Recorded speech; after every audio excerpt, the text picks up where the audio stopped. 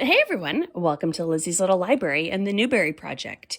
Today's book is the 2023 winner called Freewater by Amina Luckman Dawson.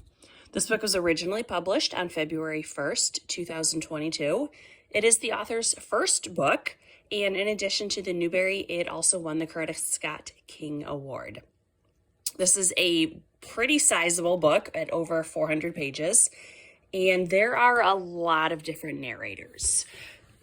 It is the story of our main character is named Homer. Homer is 12 years old, and along with his younger sister Ada, he escapes one night from Sutherland, where he had been born into slavery. And originally the plan was, along with Mom and another girl named Anna, the four of them would run away.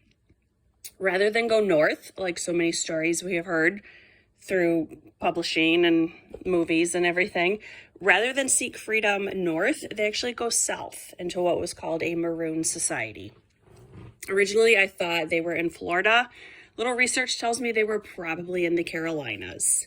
And within Freewater, which is very well hidden, it is escaped slaves and also free blacks who had all banded together for community and safety. Homer's primary objective the entire time they're there is to somehow get back to Sutherland and reunite with Mom and help her to escape to Freewater as well. Keep in mind, he's 12 years old. Homer's parts of the book are all written in first person, past tense. We have a number of other narrators as well whose stories are written third person, past tense. I was able to follow the story easy enough. I understand what the author was doing here, trying to present a very comprehensive picture of everyone involved. If, however, I were in third or fourth grade, I might have found this a little confusing, and I possibly would not have seen the big picture or where it was going. Other characters who get to narrate a couple chapters, we have Sanzi, who is about Homer's same age, 10, 12 years old. She was born in Freewater, and she has heard stories about slavery and about some of the efforts to recapture slaves. She doesn't really take it all that seriously. She is, for an old person term, she's too big for her britches, and she thinks that she'll be able to survive anything, and she's going to get some life lessons in this book. We also meet the character of Stokes, who is very clearly one of the antagonists. He is the overseer at Sutherland, and he is on many nights trying to recover Homer and Ada to bring them back to Sutherland.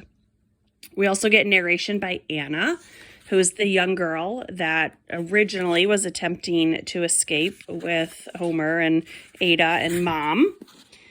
And there are so many characters going on here. We also have Nora. And Nora is the daughter of Mr. Sutherland. Actually, I don't think that's his name, but I'm going to call him that anyway. She is a early teenage, adolescent age type girl.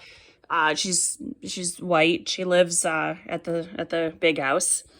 And her older sister is getting married within about a week or so.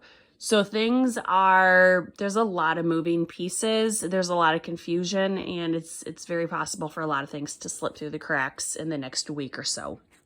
Nora hates her father, by the way. And so does Anna, for what it's worth. Nora has a birthmark on her face that's described as kind of octopus-like. And we learn that Ada also has a similar birthmark, which, as an adult reader, clearly tells me that Ada was the product of Mr. Sutherland taking advantage of Mom. I don't know if kid readers would pick up on that or not. It's never defined or explained more than she has this birthmark, but I think that's clearly where the author was going. Another character at Freewater is named Billy, and he gets to narrate a number of chapters.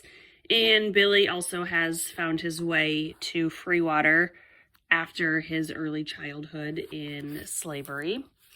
He speaks with a stutter, and it's suggested that he had some real trauma earlier in his life. I thought Billy was going to be the martyr of the story, and that did not happen. We don't really have a martyr in the story at all. And our last major narrator is Suleiman, who's an adult. We don't get an exact age. And Suleiman is kind of the vigilante of Freewater. He is very familiar with the swamps and where the plantations are located. And he does everything he can to undermine the slave system. So things he does is help escort runaways down to Freewater. He also wreaks havoc wherever possible at the plantations, and he certainly steals any resources that he can, be it food, clothing, pots and pans, animals, really anything that he could get that would both hurt the plantation and help Freewater. He does that. So I want to get to the end of the story. Let this be a great big spoiler warning. If you don't want to know the end of the story, bye. I'll see you on the next one. What happens in the end is Homer, Sansi, Billy, all the kids, they sneak back to Sutherland to try and bring home Mama and also Anna the night of the wedding. What they don't realize is that Anna has been collecting plants and fermenting them so that she can essentially drug/poison all the party members, so then she and Mama can run away. And we also have the wedding itself, and we find out, so Homer gets up there and he puts on an outfit that one of the servers would wear, trying to just blend in, and he hopes no one recognizes him, and that doesn't work. But then he hears that the older daughter who's getting married, she's moving to her own house, and Mr. Sutherland has given Mama to her as a gift. And Homer is absolutely devastated by this. And then the party people, they all get drunk. And if I remember correctly, there's a great big fire at some point, and all of our runaways are able to get back safely to Sutherland, to Freewater. They escape Sutherland and go to Freewater, excuse me. This is not how I thought the story was going to end. I thought Homer was going to be recaptured and put back into slavery. I also thought perhaps he might volunteer to take Mama's place, let her go to Freewater, and he would stay in the slave system, essentially trading his freedom for hers.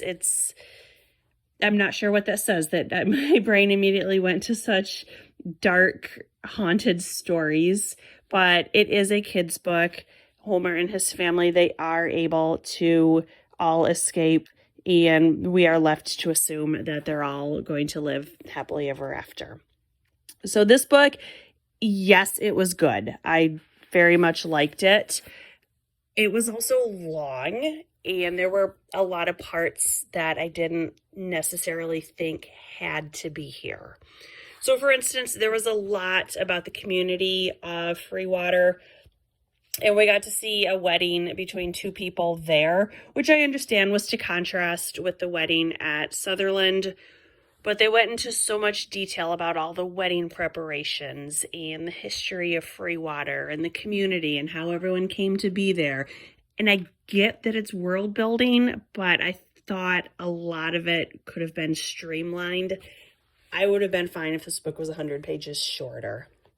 The character of Sansi, I could have taken her out altogether.